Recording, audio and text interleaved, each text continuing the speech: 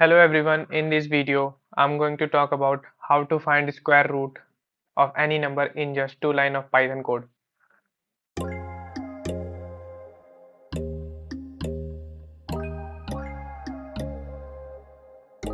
So first write here import math print math dot sqrt. Here you have to write the number 16.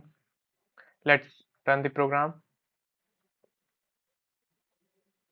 As you can see, it will give the output is 4.0. Again I'm going to change the number. Let's run again. It will give the 5.0 output. Thanks for watching.